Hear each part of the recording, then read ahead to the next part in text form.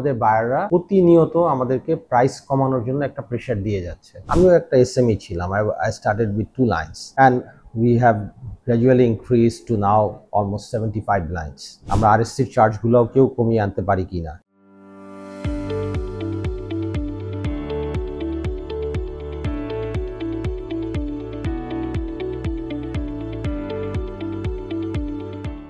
আপনারা জানেন যে এখন একটা ইলেকশন সামনে আসতেছে। মেজর দুইটা প্যানেল আছে, ফোরাম এবং সম্মিলিত পরিষদ। আমি বলবো যে আমি ফোরামের একজন প্রার্থী। কেন আমি একজন প্রার্থী হলাম? বিকজ আমি মনে করি যে আমি এই সেক্টরে আমি কন্ট্রিবিউট করতে পারি। আর এই সেক্টরের উন্নয়নের জন্য আমাদের ফ্যাক্টরিগুলো আছে তাদেরকে আরো ভালোভাবে যেন তারা প্রতিযোগিতার সক্ষমতা অর্জন করে, আমরা যেন সরকারের সাথে একটা দর কষাকষি করে একটা সুবিধাজনক পলিসি প্রণয়ন করতে পারি এবং আমরা আমাদের বায়ারদের সাথেও একটা দর কষাকষি করতে পারি ফেয়ার প্রাইসের জায়গা থেকে। সো আপনারা এটা জানেন যে প্রতিদিন আমাদের কস্ট বাড়তেছে, আমাদের ওয়েজেস বাড়তেছে, আমাদের ইলেকট্রিসিটির প্রাইস বাড়তেছে, গ্যাসের প্রাইস বাড়তেছে। তাহলে একটা ম্যানুফ্যাকচারার সার্ভাইভ করবে কিভাবে? এবং সেই প্রাইস আমাদের ইনক্রিজিং কস্টের এগেনস্টে আমরা যেটা দেখতে পাচ্ছি যে আমাদের বায়াররা প্রতিনিয়ত আমাদেরকে প্রাইস কমানোর জন্য একটা প্রেশার দিয়ে যাচ্ছে। এবং আপনারা খুব ভালো করে জানেন যে right now Europe is in recession because of the long war and all this.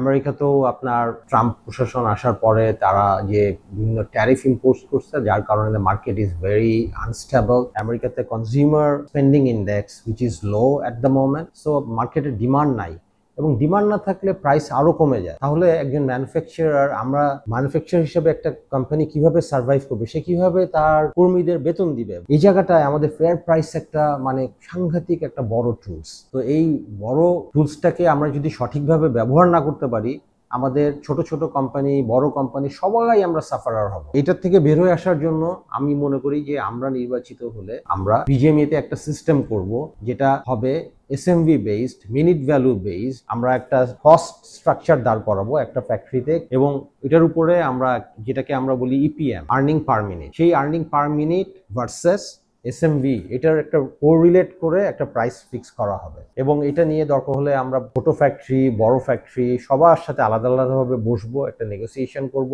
আমরা ইন্ডাস্ট্রি এক্সপার্টদেরকে আনবো, আমাদের বিভিন্ন সফটওয়্যার কোম্পানি আছে আমাদের দেশে বিদেশে, তাদেরকে এনে আমরা এই কাজটা একটা ইন্টিগ্রেশন করার চেষ্টা করব। আমিও একটা এসএমই ছিলাম।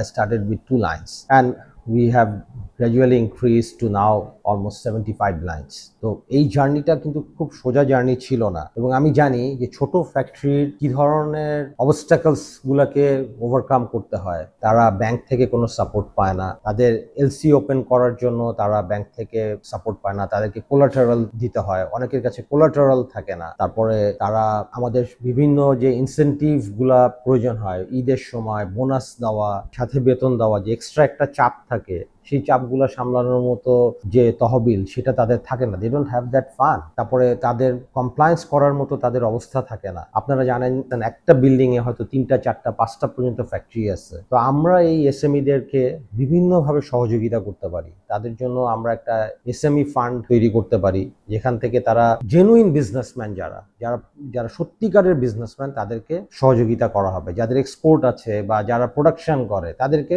দেওয়া হবে। অনেক ফ্যাক্টরি আছে নন বন্ডেড, এই নন বন্ডেড ফ্যাক্টরিগুলোকেও একটা কাঠামোর মধ্যে আনতে হবে। We have to bring them under some kind of structures. এই নন বন্ডেড ফ্যাক্টরিগুলো অনেক সময় সাবকন্ট্রাক্ট করে বন্ডেড কোম্পানিগুলার, বা তারা ইভেন এখন লোকাল মার্কেটও ইমার্জিং, তাদের কাজ করে। তো তাদেরকেও একটা সাপোর্ট স্ট্রাকচারের মধ্যে আনতে হবে। আজকে এই কোম্পানিটা নন বন্ডেড ছোট, কালকে সেটা একটা বড় জায়ান্ট কোম্পানিতে তৈরি হইতে পারে উইথ প্রপার সাপোর্ট সিস্টেম। তো তাদের জন্য একটা ফান্ড করা, তাদেরকে বিভিন্ন ধরনের সাপোর্ট দেওয়া। যেমন ধরেন তারা একটা বিল্ডিং এ যদি 5টা ফ্যাক্টরি থাকে, তাদের মধ্যে একটা কোঅর্ডিনেশন তৈরি করে দেওয়া এবং তারা হয়তো কোঅর্ডিনেশনের মাধ্যমে তাদের পুরো বিল্ডিংটাকেই একটা কমপ্লায়েন্সের ভিতরে নিয়ে আসতে পারবে, যেটা তাদের জন্য সুবিধা হবে, তাদের খরচটাও কমে আসবে। আমরা যদি নির্বাচিত হতে পারি, we have to reduce the cost. তো আমরা নির্বাচিত হলে আমরা 15 to 20% যে চার্জগুলো বিজিএমইতে আছে সেই চার্জগুলো কমিয়ে আনবো ইনশাআল্লাহ, যার ফলে সবাই আমরা উপকৃত হব। এবং এছাড়াও we will look into avenues, আমরা কিভাবে আরএসসির সাথে নেগোশিয়েট করার মাধ্যমে আমরা আরএসসির চার্জগুলোও কেউ কমিয়ে আনতে পারি কিনা। এছাড়া